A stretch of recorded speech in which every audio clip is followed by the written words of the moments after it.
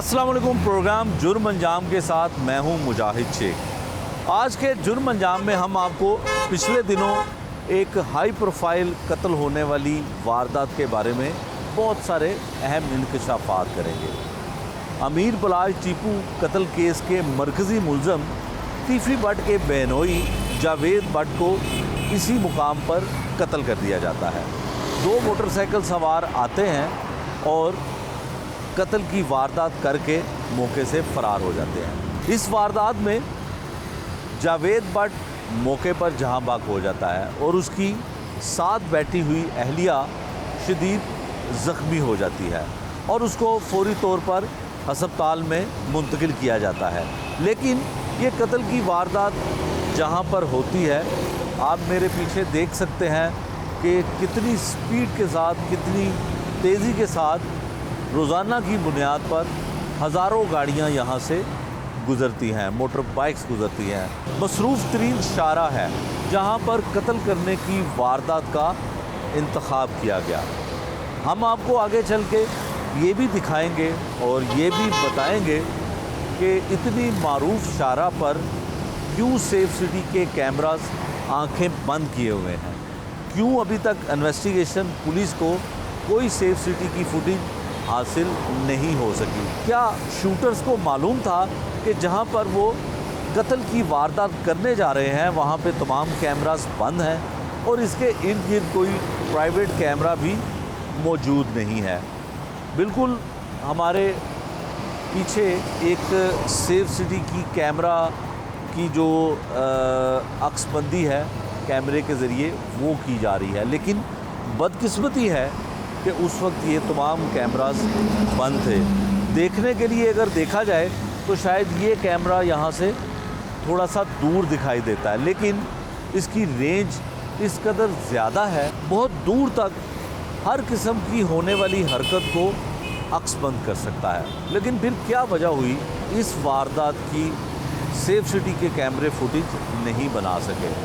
इस प्रोग्राम में हम आपको ये भी दिखाएंगे कि ये कत्ल की वारदात की क्यों गई, क्या सोचकर तीफ़ी भट्ट के बहनोई को कत्ल किया गया। ये सब कुछ हम आपको दिखाते हैं आज के इस प्रोग्राम में। प्रोग्राम के आगाज़ में हमने आपको दिखाया कि जो जाए वक़ुआ था जहाँ पर जावेद भट्ट का कत्ल किया जाता है वो हदूद अरबा किस तरह का है, ये बिल्कुल हमने प्रोग्राम के आगाज़ में दिखाया। तीफ़ी भट्ट का बहनोई जावेद भट्ट जो एक इंतहाई कारोबारी आदमी है, किसी किस्म का उसका पुलिस रिकॉर्ड नहीं है, किसी दुश्मनी में वो मुलव्वस नहीं रहा। तीफ़ी भट्ट और गोगी भट्ट पर पहले भी जो टीपू ट्रक्का वाले और दीगर उसके वालिद के मुकदमात भी जो दर्ज होते रहे, उसमें भी जावेद भट्ट को ना कभी मशवरे में रखा गया, ना कभी नामज़द किया गया, कभी उसका नाम नहीं आया। एक ताजर था, ताजर की हैसियत से वो रिश्तेदारी उसकी तीफ़ी भट्ट के साथ थी कि वो उसका बहनोई था।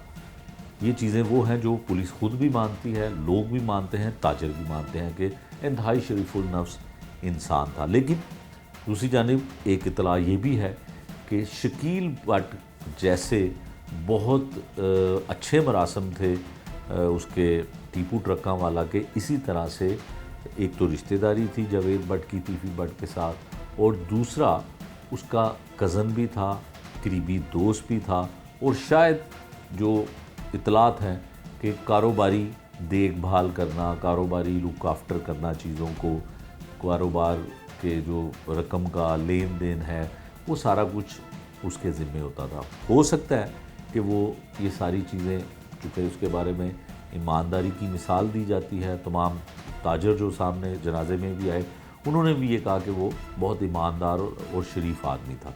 तो इस वजह से बाज़ लोग ये भी कहते हैं कि तीफ़ी भट्ट का दायां या बायां या रीढ़ की हड्डी की हैसियत रखता था जावेद भट्ट, इसलिए उसको कत्ल करवा दिया गया। ये वो ऐसा एक मुकाम था कि हर शख्स ये तवक्को कर रहा था, मैं भी तवक्को कर रहा था कि माल रोड से, जेल रोड से, मतलब कैनाल रोड पे कोई ऐसी जगह ख़ासकर सिग्नल नहीं है जहाँ पे सेफ सिटी के कैमरास ना लगे हों। लेकिन खिलाफ तवक्को कि एक तरफ ये कहा जाता है कि लाहौर शहर में जो 8,000 के करीब गालबन कैमरे नस्ब किए गए हैं, उनमें से 5% अब कैमरे बंद हो गए, बाकी तमाम वर्किंग में।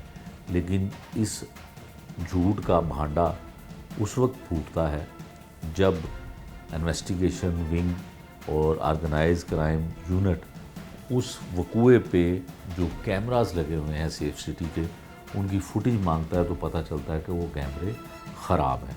फिर उसमें एक हैरानकुन बात यह है कि जो टारगेट किलर थे, जो कातिल थे, जो शूटर थे, वो इत्तलात के मुताबिक इकबाल टाउन से उस गाड़ी का, जावेद भट्ट की गाड़ी का ताक़ुब करते हुए वहाँ तक आते हैं। और बदकिस्मती से जो इकबाल टाउन में सेफ सिटी के कैमरास हैं, पुलिस को वो भी फुटेज नहीं मिलती। और क्या होता है कि ना तो मुलज़मों की कोई शनाख्त हो सकती है, कुछ शवाहिद और साथ बैठी हुई जावेद भट्ट की अहलिया वो ये बताती है, जिसने अभी तक ये स्टेटमेंट उसकी सामने आई है कि 2 मोटरसाइकिलों पर जो है 2-2 लोग बैठे हुए थे और उन्होंने सीधा फायरिंग की और फायरिंग के नतीजे में उसका शोहर जो है वो जहाँ बहक हुआ। फिर इसमें प्रोसेस एक ऐसा शुरू होता है यकीनन कि एफआईआर का अंदराज किया जाना है, एफआईआर जो है वो दर्ज की जानी है और उसके लिए डेड बॉडी जो है जावेद भट्ट की वो डेड हाउस में मुंतकिल की जाती है। फिर क्या होता है कि मुकदमे के इंदराज में कुछ तख़ीर होती है।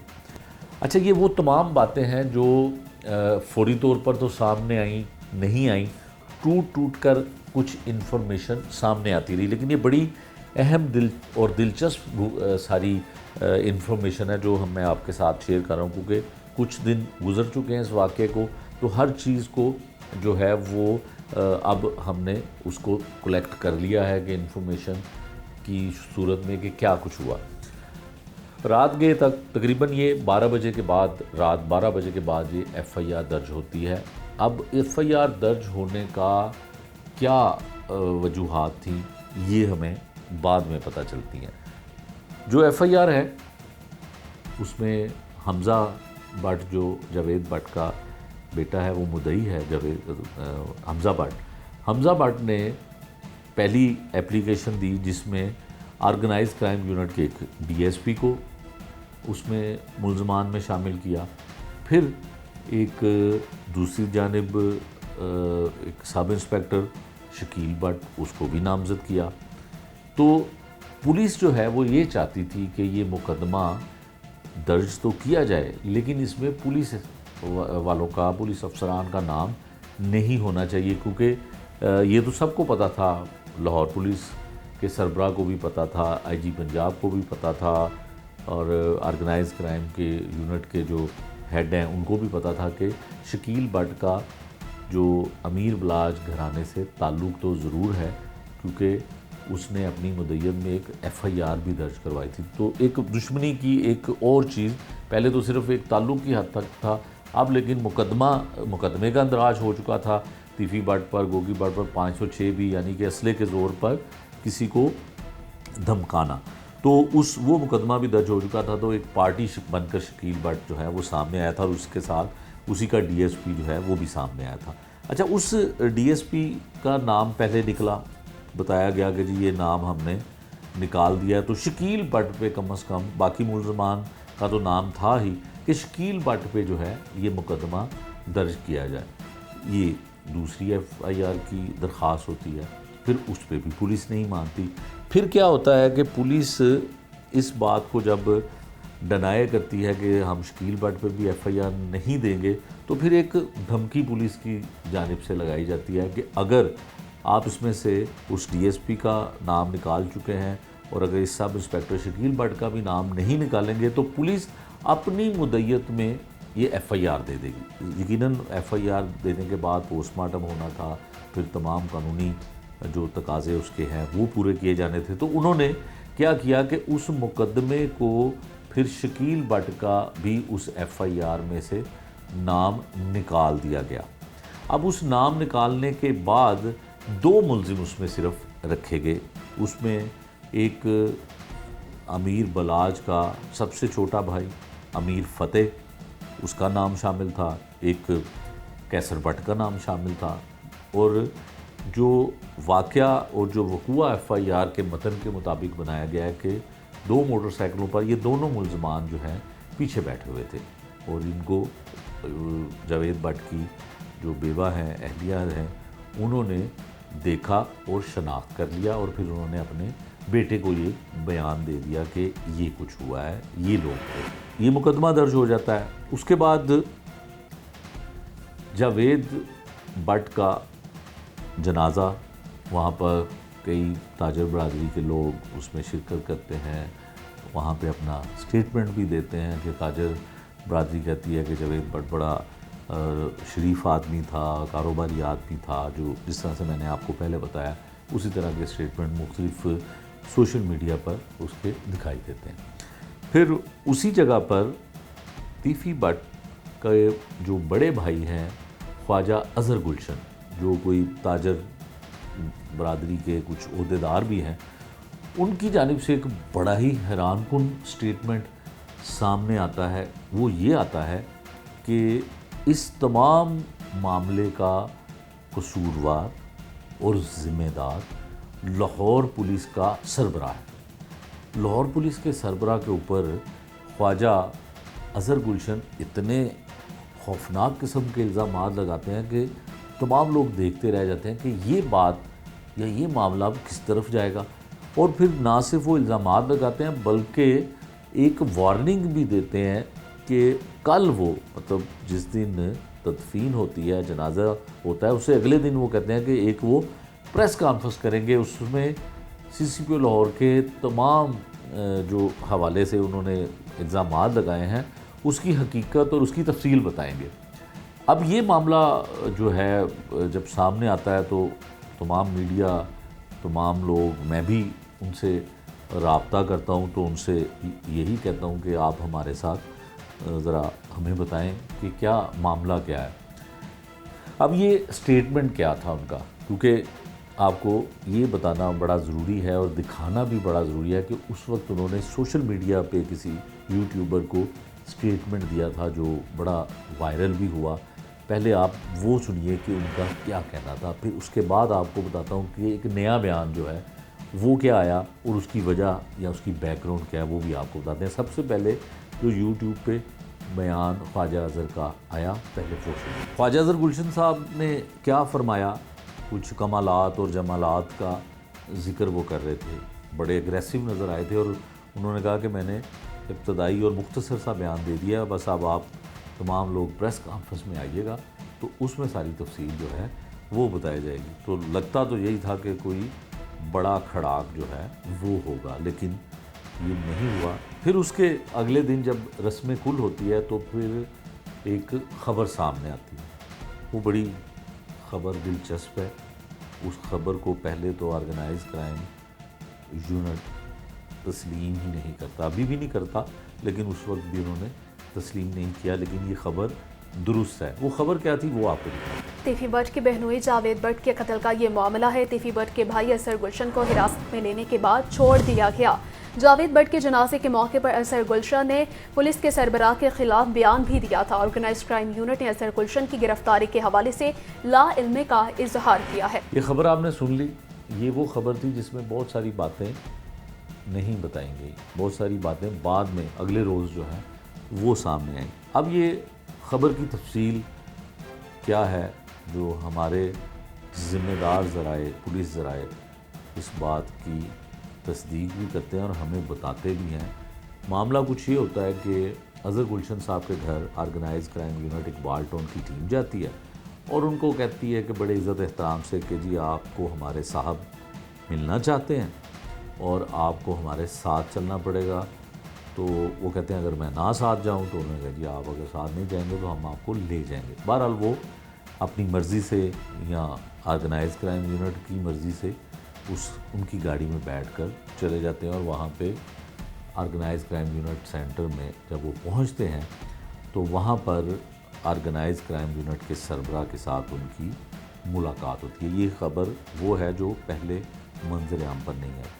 उनकी वहाँ पर मुलाकात होती है और ख्वाजा अज़हर गुलशन साहब वहाँ पे बड़े उसी तरह से अग्रेसिव अंदाज में उन सीनियर ऑफिसर को कहते हैं कि आपने हमारे साथ बहुत ज़्यादती करवाई, आपने हमारा एक ऐसा बाजू, ऐसा भाई जो है वो मरवा दिया या वो कत्ल करवा दिया जिसका ज़िम्मेदार शकील भट्ट और वो डीएसपी है।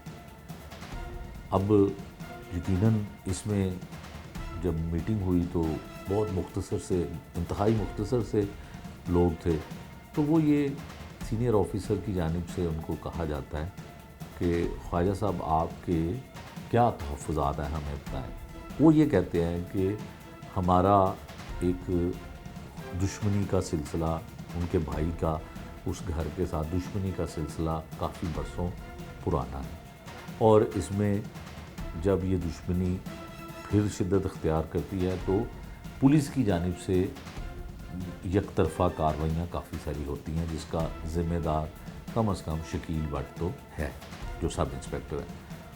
तो वो उनको कहते हैं कि जी आपने हमारे साथ बड़ा जुल्म करवाया शकील भट्ट के ज़रिए। फिर उन सीनियर ऑफिसर की जानिब से एक पेशकश की जाती है कि ख्वाजा साहब के लिए चाय लाई जाए और साथ बिस्किट लाए जाए। तो उनको वो ये कहते हैं कि आप सीसीपी लाहौर के ख़िलाफ़ आप स्टेटमेंट देते हैं, तो वो स्टेटमेंट आप क्यों देते हैं, उसकी वजह क्या है। फिर वो बयान करते हैं कि अगर वो पुलिस सब इंस्पेक्टर और ये बाइस डीएसपी कंट्रोल में नहीं है तो फिर इसका ज़िम्मेदार तो लाहौर पुलिस का सरबराह ही हो सकता है। तो वो फिर कहते हैं, उनको एक ऑफ़र, एक पेशकश की जाती है जो हमारे ज़राए कहते हैं कि अगर हम शकील भट्ट को मुअत्तल कर दें तो फिर आप ये प्रेस कॉन्फ्रेंस मुलतवी या कैंसिल कर सकते हैं। तो उनकी जानिब से ये कहा जाता है कि मैं देखूंगा अगर आप इसको अमली जामा पहनाते हैं इस अपनी कमिटमेंट को, तो फिर मैं प्रेस कॉन्फ्रेंस मुलतवी करने का या ना करने का फ़ैसला करूंगा। फिर उन सीनियर ऑफिसर की जानिब से हुक्म दिया जाता है कि जो लोग उसको ख्वाजा अज़हर गुलशन को लेकर आए थे, इज़्ज़त एहतराम के साथ उनको घर छोड़ के, फिर वो यकीनन घर चले जाते हैं। फिर अचानक से एक ऐसा स्टेटमेंट सामने आता है जो इतना अग्रेसिव, इतना गुस्से में अज़हर गुलशन साहब ने दिया था। जो दूसरा स्टेटमेंट आता है उसमें वो बिल्कुल ही मुख्तलिफ बयान, अपना बयानिया जो है वो अख्तियार कर लेते हैं। वो क्या बयान था, हम आपको अब वो सुनाएंगे। पुलिस के हवाले से कि एक भारी नफरी मेरे घर पर उन्होंने रेड किया और वो मुझे अगवा करके ले गए। इसमें रत्ती बरबी हकीकत जो है वो नहीं है। मैं आपको हकीकत बताता हूँ। हकीकत ये है कि जैसा कि आपको इल्म है कि मेरा छोटा भाई जावेद भट्ट जो है वो मर्डर हो गया था। उस सिलसिले में मैं पुलिस की हायर अथॉरिटी से मैंने राब्ता किया टेलीफोन पे। उनकी बड़ी अनायत, उनकी बड़ी नवाजिश, मैं समझता हूँ कि उनकी बड़ी करमगश्तरी कि उन्होंने मुझे टाइम अनायत किया। मेरी फ़र्स्ट टाइम उस हायर अथॉरिटी से बातचीत हुई। बिलाशुबा मैं उनकी दानिश, उनकी फ़हम फरासत और जिस तरीके के साथ उन्होंने इस मामले को हैंडल किया और जिस तरीके के साथ वो तफ्तीश कर रहे हैं, इस पर मैं उनका शुक्रिया अदा करता हूँ। और उन्होंने मेरे साथ जनाबे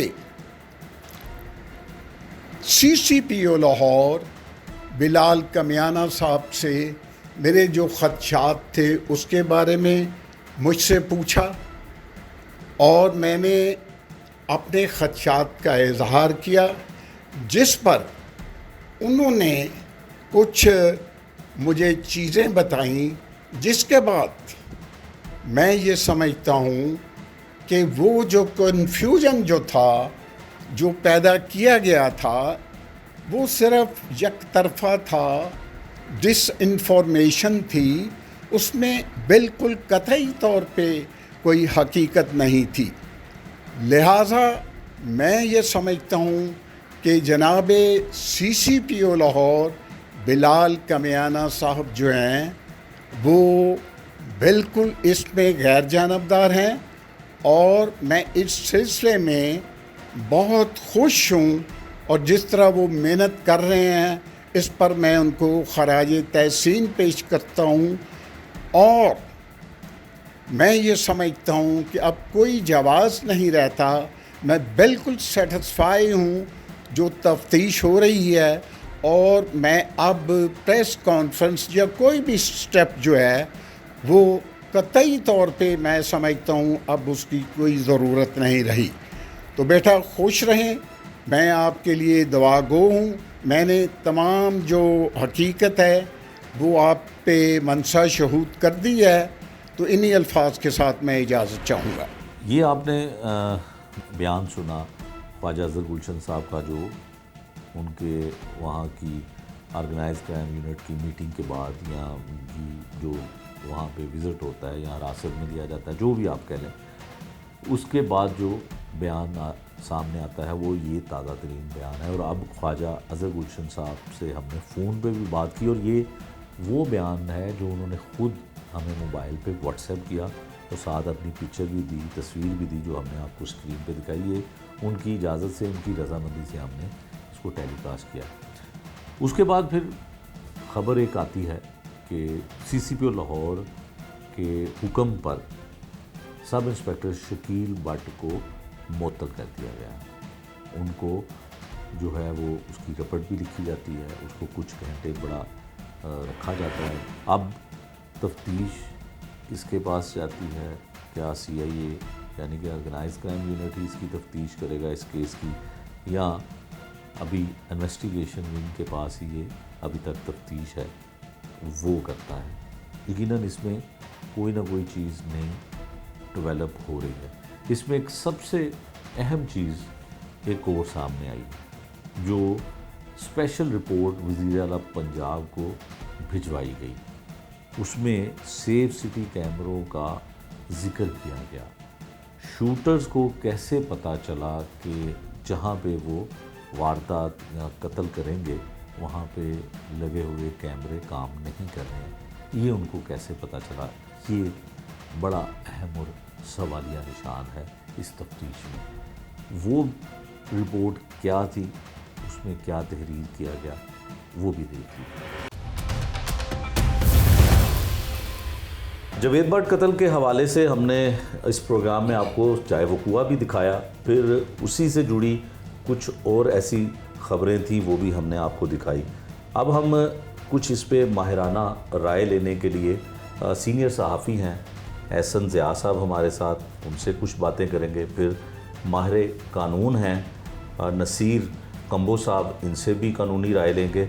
सबसे पहले हम बात करते हैं एहसन ज़िया साहब से। एहसन साहब, ख़बरें तो कुछ इस तरह की आ रही हैं कि एक दरीना दुश्मनी के दो ख़ानदान, दो गिरोह जो हैं, इनके दरमियान एक गैंग वार शुरू हो गई है और हमारे लाहौर शहर का जो अमन है क्या ख़राब हो जाएगा। दो कत्ल तो ऐसे सामने आए हैं और एक जावेद भट्ट का ख़ासकर वो कत्ल जिसका इस गैंग वार से शायद बराह रास्त कोई ताल्लुक़ हमें दिखाई नहीं दिया, ना पुलिस की इन्वेस्टिगेशन इसके बारे में कुछ अभी तक बता पाई है।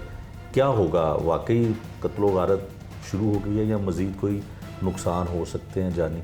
शेख साहब, इसमें पहली बात यह है कि इसमें दो पार्टियां नहीं हैं जो गैंग वार करें। इसको तीसरी पार्टी आप रखें, पुलिस। अच्छा, इस गैंग वार में जो मेन करैक्टर है वो पुलिस का है।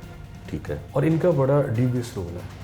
और मैंने आपसे कहा कि एहसन शाह का जो कत्ल है, मैंने आपको पिछले भी बड़े बहुत वसूख के साथ कह रहा हूँ कि वो जाली पुलिस मुकाबला था। मुझे उसमें कोई शक नहीं, 1% भी डाउट नहीं है।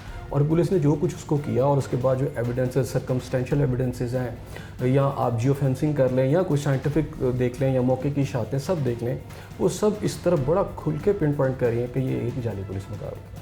पुलिस का एक मेन रोल है।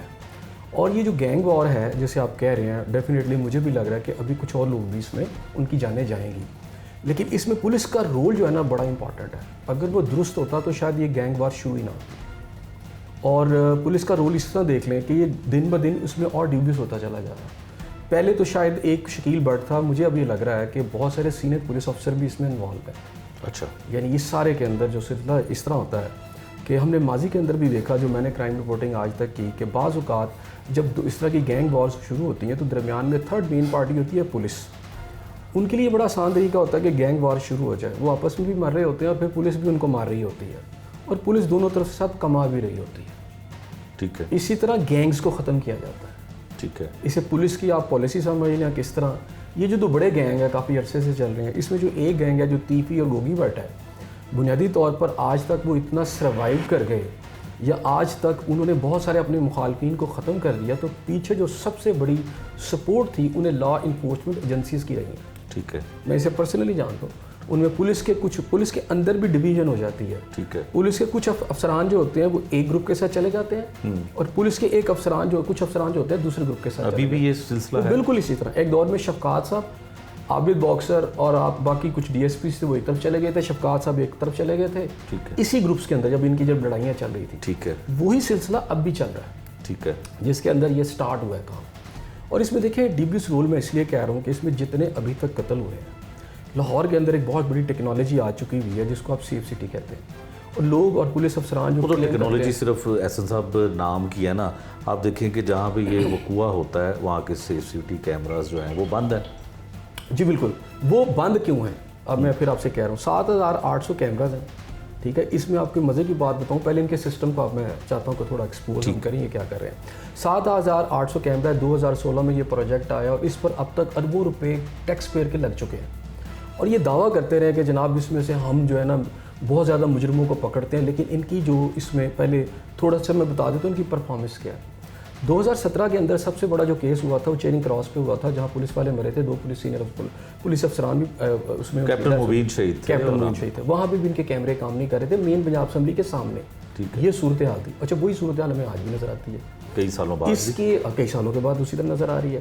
अभी जिसके अंदर जो जुवेद की आप बात कर रहे हैं, जिसका कत्ल हुआ है, मेन रोड पे होता है, पता चलता है जी कैमरे को फुटेज नहीं है। ठीक है, और फिर आपने वो इनकाउंटर जहाँ पे हुआ, आप खुद भी गए, मैंने देखा, आपने बड़े अच्छे तरीके से तफसील से हर पहलू से इस पर रोशनी डाली। अच्छा, कैमरे आपको वहाँ भी नज़र आते हैं, चलें वो थोड़ा सा रिमोट एरिया था, लेकिन इसमें अगर मैं थोड़ी सी मिसाल दूं कि इसमें रिमोट एरिया भी हो तो मुजरिम पकड़े जा सकते हैं। कैसे? चेरिंग क्रॉस वाले केस के अंदर मौके पे कैमरे काम नहीं कर रहे थे, लेकिन फिर पुलिस वालों ने ये किया कि बाकी जो उसको लीडिंग रोड्स थे, जो लिंक रोड्स थे, उसके ऊपर उन्होंने मूवमेंट्स देखी कि पिछले कुछ दिनों के अंदर कौन से ऐसे लोग हैं, मशकूक अफराद हैं जो उस मौके पर आए। तो उसी में वो आइडेंटिफाई हुए कि 2 मोटरसाइकिलिस्ट थे जो मुजरिम थे। बाद में पुलिस ने उनको भी इनकाउंटर में मार दिया कि वो आ रहे थे बार बार मुख्तलिफ रस्तों से, और फिर वो साबित हुआ कि यही वो 2 लोग हैं जिन्होंने मौके पे आके बम रखा। तो इसलिए अगर मौके के ऊपर आपको नहीं भी कोई मिलता तो दाएं बाएं से जो लिंक कैमरे हैं वो बता देते हैं, जो प्राइवेट लोगों ने लगाए होते हैं। अच्छा, इसमें देखिए मज़े की बात है, जहाँ पहला टीपू कत्ल होता है उस शादी के अंदर, बलाज की बात कर रहा हूँ, टीपू का सरा बेटा बलाज कत्ल होता है, तो कहा यह जाता है कि वो एक शख्स, देखें वहाँ पुलिस सारी मौजूद थी, एक DSP के घर में वो शादी थी। मज़े की बात है कि उसकी किसी ने लिस्ट नहीं देखी कि मेहमानों की लिस्ट कैसे थी, कैसे एक बंदा असला लेके अंदर आ गया। एक तो पहले देखिए वहाँ जब कत्ल होता है वो भी एक पुलिस ऑफिसर के बेटे की शादी है और वहाँ पे वो मौजूद होते हैं और वो बंदा अंदर आ जाता है, पुलिस वहाँ मौजूद है, और कैसे एंट्री होगी। इवेंट होता है, वो सारी इंसिडेंट होता है, और इंसिडेंट के बाद ये कहा जाता है कि ये अकेला आदमी नहीं था, इसके साथ भी लोग आए हुए थे। तो आपके सेफ सिटी के कैमरे तब भी काम नहीं करते कि दाएं बाएं इसी चेक कर लें यार कौन कौन से लोग आए थे या इस मुजरिम के साथ कितने लोग अंदर एंटर हुए थे। चलिए मौके पे कैमरे नहीं थे, उस रोड्स पे जब वो गुजर रहा था तो इसके साथ कितने लोग थे, कितने लोग इसको कंपनी कर रहे थे साथ, पता चल सकता था। कोई चीज़ सामने नहीं आया।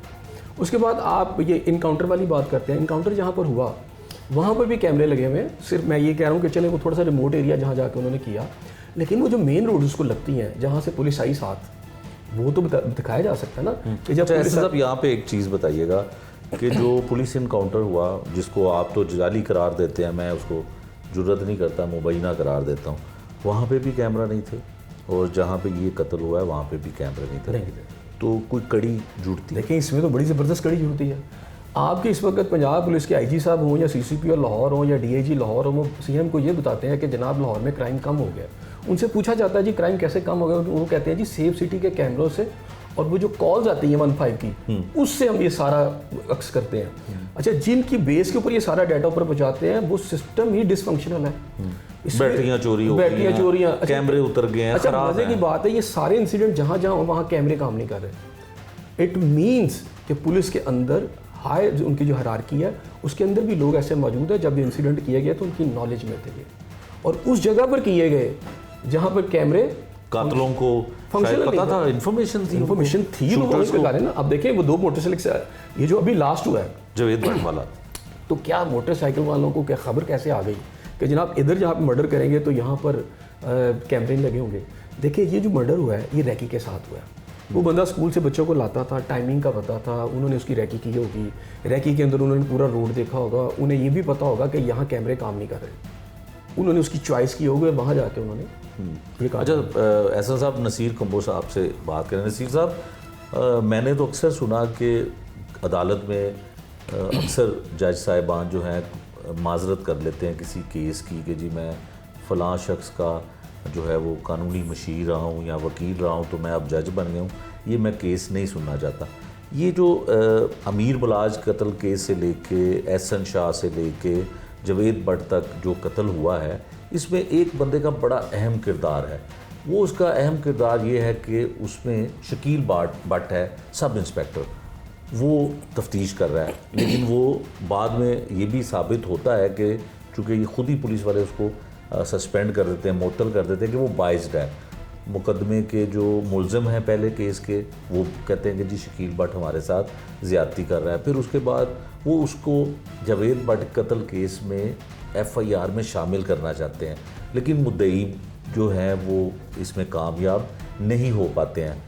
क्या ये हक हासिल है मुद्दई को कि अगर वो पुलिस वालों के ख़िलाफ़ FIR दर्ज करवाना चाहे तो पुलिस वाले उसकी FIR में नाम शामिल ना करें? एक DSP का नाम शामिल करना चाहते थे, एक सब इंस्पेक्टर का नाम शामिल करना चाहते थे। क्या कोई कानून इजाज़त देता है इस चीज़ की? बिस्मिल्लाहिर्रहमानिर्रहीम। शेख साहब, गुजारिश ये है कि देखें, जब कोई इंसिडेंट होता है ना, इंसिडेंट होने के बाद मैटर पुलिस को रिपोर्ट किया जाता है। जब पुलिस को मैटर रिपोर्ट किया जाता है तो 154 CRPC ये कहता है कि स्टेशन हाउस ऑफिसर बाउंड है कि अगर उस एप्लीकेशन में या जो कंप्लेनेंट स्टोरी नरेट कर रहा है उसके मुताबिक कोई कॉग्निजेबल ऑफेंस मिट आउट होता है तो उसकी ड्यूटी है कि वो FIR दर्ज करे। इस चीज़ से पता लगा कि इसमें मुलज़म जो है वो गुनहगार है या बेगुनाह है, या मुलज़म जो है इसमें ज़्यादा तादाद है या कम तादाद बंदी थी। तो ये कंसर्निंग नहीं होता। इन्वेस्टिगेटिंग अपना स्टेशन हाउस ऑफिसर जो है SHO जो है 154 के तहत अगर कोई कॉग्निजेबल ऑफेंस है तो 154 के तहत उसकी FIR दर्ज करके फ़ौरन मामला ऑपरेशन विंग से जो है मामला ऑपरेशन विंग से इन्वेस्टिगेशन विंग को चला जाता है। और अगर कॉग्निजेबल ऑफेंस है वो 155 में वो मैटर जो है वो रिपोर्ट करके मैजिस्ट्रेट को बताया जाता है कि इसमें हमें जो है वो कॉग्निजेंस लेने के लिए आपकी इजाज़त रिक्वायर है, और वो फिर उससे परमिशन लेके इन्वेस्टिगेशन करते हैं। लेकिन पुलिस को ये कहीं भी इख्तियार नहीं है कि कोई कंप्लेनेंट जो है वो कहता है कि मेरी ये FIR है, ये मेरे मुलज़िम है, इनके खिलाफ FIR दर्ज होनी चाहिए, वो इनकार नहीं कर सकता। क्योंकि अगर वो अपनी पर्सनल राय या वो अपनी जो है वो कहे कि जी ये तो बेगुनाह है, उसको ये इख्तियार नहीं है। अब फ़र्ज़ करें कि एक FIR जो कंप्लेनेंट दर्ज करवाना चाह रहा है, जिन मुलज़िमों को कंप्लेनेंट नामज़द करना चाह रहा है, पुलिस उनको नामज़द नहीं करती तो उस कंप्लेनेंट के पास क्या रेमेडीज़ है? पुलिस उनको थ्रेट करती है कि अगर आप इनके नाम नहीं निकालेंगे तो हम अपनी मुद्दत में FIR दे देंगे। देखें, FIR पुलिस ने अपनी मदयत में दे दी तो कंप्लेनेंट को इख्तियार है कि वो अपनी इंडिपेंडेंट FIR, क्योंकि कंप्लेनेंट है अपनी एक थाने में जो है वो फ्रंट डेस्क पे एप्लीकेशन के लिए दी होगी, और उसका यकीनन डायरी नंबर जो होता है या कंप्यूटर स्लिप जो है वो कंप्लेनेंट को मिलती है। तो वो उस एप्लीकेशन को बेस बना के जो है वो पुलिस के हायर ऑफिशल्स के पास भी जा सकता है, वो जस्टिस ऑफ पीस के पास भी एप्लीकेशन जो है वो दे सकता है कि मेरी FIR के मुताबिक, क्योंकि इसमें लॉ जो है ना डिफरेंट है कि एक वकूए की 2 FIR है, इसमें ये भी लॉ है हो सकती है, और ये भी लॉ है सुगरा बीबी केस कि एक वकूए की बाबत एक FIR हो गई है, तो अगर उसमें कोई चीज़ें कमी बेशी है या उसमें कोई क्रॉस वर्शन है तो आप उसी में है जो वो बयान करें, ठीक है ना। अब इसमें मैं समझता हूँ कि कंप्लेनेंट को अपनी मर्ज़ी के मुताबिक जिनको वो समझता है कि मुलज़म है उनकी तफ्तीश करवाने के लिए जो है वो कंप्लेनेंट जो है वो उनको ततीमा बयान में भी नामजद कर सकता है, कंप्लेनेंट नई FIR के लिए जा सकता है या कंप्लेनेंट इन्वेस्टिगेशन में उनका नाम दे सकता है। लेकिन पुलिस जो है वो उसको कोई इख्तियार नहीं है कि अगर कंप्लेनेंट कोई नाम दे रहा है कि हम ये बेगना है, पुलिस राय कायम करे। पुलिस इन्वेस्टिगेशन के बगैर राय कायम नहीं कर सकती। इन्वेस्टिगेशन के लिए ज़रूरी होता है जिस पे इल्ज़ाम हो वो बंदा जो है वो बेल करा के पुलिस के पास जाता है या वो अरेस्ट होता है या पुलिस उसकी गिरफ्तारी इल्तवा में रख के तफ्तीश करती है, और किसी की भी गुनाहगारी या बेगुनाही जो है वो तफ्तीश के बाद पता चलता है। तो इसलिए ये पुलिस जो है ये मैं समझता हूँ कि ज़्यादती कर रही है, गलत कर रही है कंप्लेनेंट की विशेष के मुताबिक और कंप्लेनेंट की सेटिस्फेक्शन के मुताबिक। जिसको कंप्लेनेंट समझता है ये मुलज़म है उसको ऐड करना चाहिए। और अगर देखें कंप्लेनेंट अपने केस में फ़र्ज़ करें किसी को गलत मुलज़म रखता है तो वो तफ्तीश के बाद बेगुनाह हो जाएगा, वो फेट तो कंप्लेनेंट जो है वो उसका केस कमज़ोर हो जाएगा। तो कंप्लेनेंट को रोका नहीं जा सकता।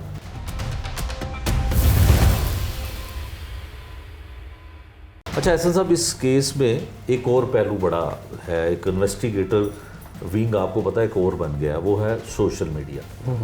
सोशल मीडिया पे इस केस से जुड़ी हर एक चीज़, हर ख़बर नहीं आती है और एंगल भी नहीं आता है। जो हम उन अफसरान से पूछते हैं तो वो कहते हैं कि यार हमें तो नहीं पता। ये एक सोशल मीडिया ट्रायल जो है इस अमीर बलाज से लेके एहसन शाह से लेके जावेद भट्ट तक, तीफ़ी भट्ट और गोगी भट्ट के बैरून मुल्क फ़रार होने तक, इसमें सोशल मीडिया का क्या किरदार है? पहले तो आपने ये बताना, फिर हम इस पे कानूनी राय भी लेंगे कि इस केस में कोई इनको रोकने वाला नहीं है। वैसे तो अब मुलज़मान के ऊपर पाबंदी है कि टेलीविज़न पे उनका इंटरव्यू जो है वो नहीं नशर होगा और पैमरा को हमें तो पैमरा की जानिब से हदायत कर दी गई है, लेकिन सोशल मीडिया पर ऐसे जराइम पेशा लोग, ऐसे लोग जो वेपन की भी नुमाइश करते हैं और वो इतने सीरियस मैटर पे बड़ी आसानी से तबसरा कर रहे हैं। देखिए आपने बिल्कुल सही पिन पॉइंट किया। ये केसेस को डिस्टॉर्ट करें जो सारे फैक्ट, उसमें सोशल मीडिया का एक बहुत बड़ा रोल है। इसके ऊपर मैं कहूँगा कि एक सहाफ़ी तो सोशल मीडिया पे जा सकता है, एक यूट्यूबर हो सकता है, लेकिन एक यूट्यूबर सहाफ़ी होना ये ज़रूरी नहीं है। इसकी सबसे बड़ी मिसाल है कि अगर हर यूट्यूबर सहाफ़ी है तो कच्चे के डाकुओं ने तो अपना यूट्यूब जो है ना चैनल खोल लिया हुआ है, वो तो फिर सारे सहाफ़ी हैं। और मज़े की बात है इन दिनों में जब से ये गैंग वॉर का शुरू हुआ, ये वाक़यात शुरू हुए हैं, तो माँ वो बदमाश उस सब अपनी वो क्या कहते हैं टिकटॉक्स बना रहे हैं, यूट्यूब बना रहे हैं और वो माशरे के सामने हीरोज़ के तौर पर पेश किए जा रहे हैं। मैं डोगर साहब थे, आपको पता है CCPO माजी के लाहौर, तो उन्होंने जब ये बहुत सारी चीज़ें बन रही थी जिसके अंदर सोशल मीडिया पर वो बदमाश वेपन लेके चलते थे, तो उन्होंने मुझे कहा कि यार मैं इन लोगों को नहीं छोड़ूंगा। मैंने उनसे इंटरव्यू किया, मैंने कहा उसकी वजह, उन्होंने कहा यार मेरी नई जनरेशन के लिए ये सोर्स ऑफ इंस्पिरेशन बन के उनको बर्बाद कर रहे हैं, बिल्कुल ठीक। तो ये इनको तो मैं बिल्कुल नहीं छोड़ूंगा। अब इस वक्त आपके यूट्यूबर जो है जो सबसे ज़्यादा इस पर कमेंट कर रहे हैं वो सारी बदमाश हैं, वो एक दूसरे से स्कोर सेटल कर रहे हैं। अब मैंने फिर वो कहा कहूँगा कि सोशल मीडिया का यूट्यूबर जो है वो सहाफ़ी नहीं है, लोगों को ये पता होना चाहिए। इसलिए कि देखें आप और मैं, हमने एक स्टडी की, एजुकेशन हासिल की और फीसें भरी, यूनिवर्सिटी की एजुकेशन हासिल की, फिर यहाँ आके ट्रेनिंग ली और हमें इस प्रोसीजर में, और फिर आज भी हम रोज़ सीख रहे होते हैं और हमें सिखाया जाता है कि आपने इन्फॉर्मेशन कैसे कलेक्ट करनी है, रिप्रेजेंट कैसे करनी है। और फिर हमें सबसे ज़्यादा खौफ होता है कि अगर हमारी स्टोरी बाउंस बैक हो गई तो फिर क्या बनेगा। मतलब अगर आज मैंने आपसे कहा कि वहाँ मौके के सोशल कैमरे मौजूद थे, तो मैंने इसमें, मुझे सबसे बड़ा खौफ ये होना चाहिए कि बाउंस बैक ना हो जाए। तो मैं इसको कॉक श्योर होकर आया हूँ, सेफ सिटी के लोगों से बात करके आया हूँ कि भाई फुटेज मौजूद है, आप जाके लें, पुलिस वाले उसको एक्सपोज करें, क्योंकि उससे भी पूरी चेन निकल आएगी। ऐसा ही है। और पुलिस का अपना रोल, जो ड्यूबियस रोल है, वो सारा आ जाएगा और इसमें बहुत ज़्यादा पुलिस अफसरान एक्सपोज होंगे। ये जो गैंग वॉर है ना, इसमें सबसे ज़्यादा एक्सपोजर लाहौर पुलिस के सीनियर अफसरान बहुत सारे, जिसमें CIA के और उनके जो रोल्स भी सामने आएंगे। अगर आप इसको सही, एक रोल आपको मैं बताऊं जी कि आप सोशल मीडिया के हवाले से आपने बड़ी ज़बरदस्त मिसाल दी कि सहाफ़ी तो यूट्यूबर हो सकता है, यूट्यूबर सहाफ़ी नहीं हो सकता, और ये आने वाले वक्त में बात साबित भी होगी। आपको पता है कि CIA ऑर्गेनाइज क्राइम का एक मरकज़ या एक सेंटर जो है उसने उसके पे रोल पे हैं कुछ यूट्यूबर, वो जो चीज़ को ख़राब करना चाहते हैं वो उस यूट्यूबर ग्रुप जो 2-3 लोगों पर मुश्तमिल है उसको ख़बर देते हैं, उसको बात बताते हैं, उस पर वो शुरू हो जाता है। और इसी यूट्यूबर गैंग की वजह से और सोशल मीडिया पर प्रेशराइज़ किया जाता है अफसरान को। आप देखें कि अगर कोई भी जाली मुकाबला हुआ पिछले दिनों, उसके ऊपर 1-2 लोग ऐसे हीरो बना के पेंट किए गए कि जिन्होंने बहुत बड़ा काम किया, शायद कुछ हाथ करके हैं। देखिए ये हुआ है, आप बिल्कुल सही करा, आपने बहुत मर्ज़ का जो मर्ज़ है उसकी जो नब्ज़ है उस पर हाथ रखा आपने आइडेंटिफाई कर दिया मर्ज़। बात यह है कि यहाँ मुझे पता है कि जब ये, मैं तो इसको जाली इनकाउंटर कह रहा हूँ और पूरे वसूख से कह रहा हूँ, और मुझे मुबैना कहने की भी ज़रूरत नहीं है। तो इसके अंदर जो शाहिद जो इंस्पेक्टर है उसके लिए मैंने वो यूट्यूबर्स देखे, वो उसके शकील भट्ट, उसके लिए वो क्या कहते हैं कसीदे पढ़े थे उसकी शान में कि जनाब उसने पता नहीं क्या कमाल कर दिया। हालांकि तो इसको कच्चे में भेजना चाहिए, मतलब कच्चे के ऑपरेशन में अगर इतना बहादुर है। मैंने तो कहा कि इनकी असल सूरत हाल है कि कच्चे के ऑपरेशन के अंदर आप ये देखें 12 लोग जो है वहाँ पुलिस वाले मरे, एक भी डाकू नहीं मरा। और फिर जब पुलिस ने जब वहाँ से अपना बंदा वापस लिया तो एक डाकू छोड़ के लिया, और उसके बाद 12-14 लोग जब उनकी ड्यूटी वहाँ लगाई तो रास्ते में उतर गए। अच्छा ऐसा साहब, इसमें तो एक बहुत बड़ा पॉइंट निकल आया कि जितने भी पुलिस मुकाबले करने वाले हमारे शेर जवान हैं ना, जो लाहौर में टॉपर हैं पुलिस मुकाबला करने वाले, इन सब को मेरा ख्याल 2-2 महीने के लिए कच्चे के इलाके में भेज देना चाहिए, ताकि पुलिस के जो लोग शहीद हुए हैं कम से कम उनके ज़ख्मों का मरहम मान सकें ये लोग। ये सबसे अच्छी आपने एक ऑप्शन दिया है। सिर्फ अब मैं चाहता हूँ कि लीगली सर सोशल मीडिया वार जो मर्ज़ी जिसको मर्ज़ी कुछ कह सकता है। देखें ये तो बड़ा ख़तरनाक है माशरे के लिए भी, रियासत के लिए भी, क्योंकि सोशल मीडिया पे बैठ के आप जो मर्ज़ी कहें। अपना एक यूट्यूब चैनल बनाना है, जिस तरह हसन भाई ने कहा कि जर्नलिस्ट के ज़रिए ज़रूरी है कि वो पढ़ता है, डिग्री लेता है, फिर उसके लिए कितने बैरियर उसको क्रॉस करने पड़ते हैं। तो ये एक यूट्यूबर जो है वो अपना जस्ट चैनल बनाता है, कैमरा लेता है और वो अपना काम शुरू कर देता है, और उसको रोकने वाला कोई नहीं है, टोकने वाला कोई नहीं है। और फिर जो यूट्यूबर है ना, उसकी बैक पे जो चीज़ काम कर रही होती है वो उसका मफाद, और उसने कैसे जो है वो पॉपुलैरिटी लेनी है, और उसके पीछे पैसों का बड़ा अमल दखल है, डॉलरों का बड़ा अमल दखल है। मैं समझता हूँ कि ये माशरे में अगर इस पर काबू ना पाया गया तो ये बहुत बड़ी अनारकी है। किसने पाया? और अच्छा अब इसमें यह है कि अदालतों के वक्तन फ़वक्तन इस पे फैसले आते रहते हैं। आपने देखा कि जस्टिस साकिब निसार साहब चीफ जस्टिस थे, उन्होंने अर्शद शरीफ के केस, अर्शद शरीफ पे एक कंटेम्प्ट का केस जो था किया था, उसमें उन्होंने बड़ा जो है डिटेल से बताया कि अगर आप जब किसी का जो है वो करते हैं मामला बगैर तस्दीक के करते हैं तो उसमें कैसे किसी का आर्टिकल 4 जो है वो किसी शख्स का जो है वो हर शख्स जो है उसके को अकॉर्डिंग टू लॉ डील किया जाए। अब किसी बंदे के ख़िलाफ़ कोई FIR है तो उसके ख़िलाफ़ उसको गुनाहगार या बेगुनाह करने का इख्तियार उस इन्वेस्टिगेशन अदारे को है या उसका ट्रायल करने वाली अदालत को है, जब तक कानून यही कहता है कि कोई शख्स जो है उस पर इल्ज़ाम है, जब तक कि वो साबित ना हो जाए वो मासूम है, बेगुनाह है, ठीक है ना।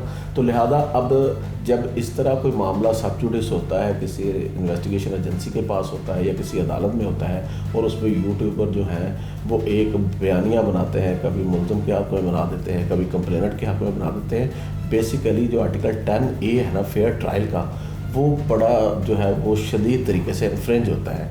क्योंकि अब देखें ना, कल को आप यूट्यूब पे बैठ के किसी को जो है वो बेगुनाह साबित करते हैं, वो कल को गुनाहगार हो जाए, लेकिन जो लोगों की राय कायम हो गई है वो बेगुनाह की हो गई है। इसी तरह अगर कंप्लेनेंट ने किसी को गलत तौर पे मुलव्वस कर दिया बेगुनाह को, और यूट्यूबर जो है उन्होंने भी एक सोशल मीडिया कैंपेन के ज़रिए जो उसको मुल्ज़िम को मुजरम बना दिया है, वो बरी हो भी जाए तो वो जो है उस पर दाग जो है या वो राय चेंज नहीं हो सकती। तो मैं समझता हूँ कि गवर्नमेंट ने ये जो पिछले दिनों डेफामेशन एक्ट 2024 जो था, जो कि अब अदालत में हाई कोर्ट में सब जुडिस है, मैं समझता हूँ उसमें भी गवर्नमेंट की यही स्पिरिट थी कि ये स्पेसिफिकली जो है यूट्यूबर जो है उनको फोकस किया गया था। क्योंकि मैंने देखा है कि प्रोफेशनल जर्नलिस्ट जो है ना वो कभी भी ज़रा सा असर नहीं करेगा। वो एक प्रोसीजर में है, वो कोई भी खबर बगैर तस्दीक के नहीं देता।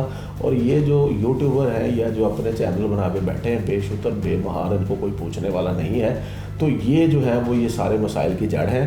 और इसमें पिछले दिनों जस्टिस अली ज़िया बाजवा साहब ने जो था इनके ख़िलाफ़ दहशत गर्दी के पर्चे भी दिलवाए कि ऐसे लोग जो है वो माशरे में अनारकी फैलाते हैं।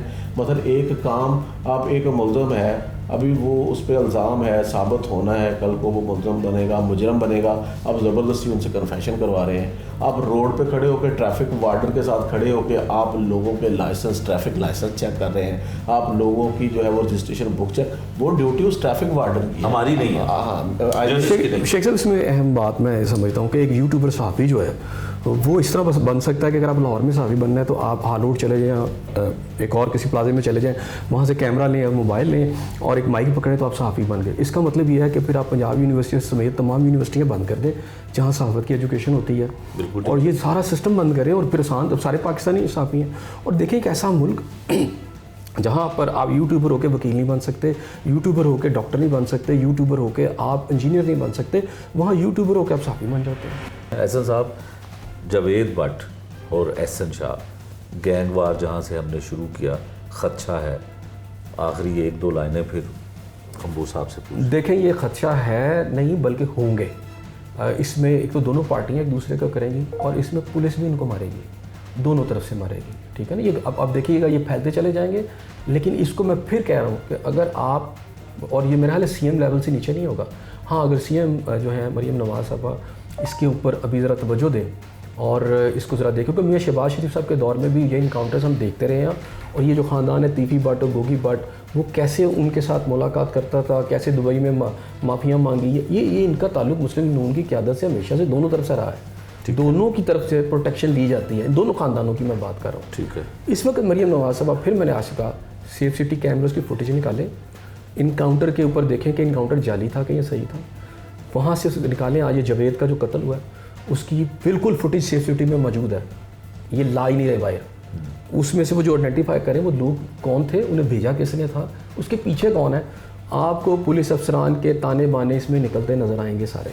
ठीक है सर, कानून रोक सकता है गैंगवार को? देखें, जिन माशरों में कानून की बालादस्ती होती है ना, उन माशरों में ये चीज़ नहीं है। जिन माशरों में जब कानून कमज़ोर हो जाए और उसमें जो है गैंग जो है वो मजबूत हो जाए, तो वहाँ पे जब अदारे जो हैं या अदारों में बैठे लोग जो हैं वो इनका हिस्सा बन जाएं या उन पे ये इल्ज़ाम हो कि ये पुश्तपनाही करते हैं, तो उन माशरों में जो है यही कुछ होता है जो हमारे यहाँ अनफॉर्चुनेटली हो रहा है। कि देखें, एस साहब ने जो बात की है, एक तो 2 ग्रुपों की लड़ाई की बात की है और तीसरा पुलिस का रोल जो है बड़ा कैटेगोरिकली जो है वो तीसरा फ्रीक बना के इन्होंने पेश किया है। तो मैं समझता हूँ कि मामलात होते हैं, देखें, रियासत और रियासत के अदारों की ज़िम्मेदारी है कि माशरे में कोई भी जितना भी ताकतवर है, अगर वो माशरे में लॉ इन्फोर्समेंट की जो मसला कानून को हाथ में लेता है या माशरे का अमल ख़राब करता है, तो उनके ख़िलाफ़ ज़ीरो टॉलरेंस पॉलिसी होनी चाहिए, उनके साथ अदारों की दोस्तियाँ नहीं होनी चाहिए। तो मैं समझता हूँ कि कानून जो है वो प्रिवेल करे, आइन में दिए गए जो राइट्स हैं जिसके भी हैं, जिसने जुर्म किया है या जो कंप्लेनेंट है, उसके मुताबिक उसके साथ सलूक किया जाए, तो सिर्फ कानून और आइन को फॉलो करते हुए चीज़ें ठीक हो सकती हैं। अगर आप कानून और आइन को अहमियत नहीं देंगे तो फिर मसाइल होंगे इसी तरह। तो इसलिए जो है वो हमारे अदारों को, मैं वज़ीर आला पंजाब साहब से जो है वो बड़ा माशाल्लाह काम कर रही हैं, उनसे आपके प्रोग्राम के तौर से ये रिक्वेस्ट करूँगा कि प्रोफेशनलिज्म जो है ना अदारों में, अदारों के हेड जो है वो प्रमोट होनी चाहिए और लाइकिंग डिसलाइकिंग की बुनियाद पे चीज़ें नहीं होनी चाहिए और मेरिट पे होनी चाहिए, तो चीज़ें ठीक हो जाती हैं। हाँ बिल्कुल, पंजाब हुकूमत को और ख़ासकर पंजाब पुलिस को और लाहौर की जो पुलिस है इसको कोई मुस्बत इक़दामात करने की ज़रूरत है। अगर लाहौर में गैंग वार का आगाज़ हो गया तो फिर अमन व अमान की सूरत हाल काफ़ी हद तक ख़राब हो जाएगी। अमीर बलाच कत्ल केस से लेकर जावेद भट्ट के कत्ल तक जो भी पेशरफ्त थी, जो कुछ मामलात भी थे, जिन पहलुओं पे तफ्तीश हो रही है और जो इस तफ्तीश के हवाले से कोई नकास सामने आए हैं उस पर हमने बड़ी तफसील से बात की और इस पर कानूनी माहिर जो थे उनकी जानिब से भी बताया गया और बहुत सारी इसी केस से जुड़ी ऐसी खबरें थीं जो हमने आपके सामने पेश की। ये था आज का जुर्म अंजाम। नए प्रोग्राम तक के लिए मुझे दीजिए इजाज़त। अल्लाह निगहबान।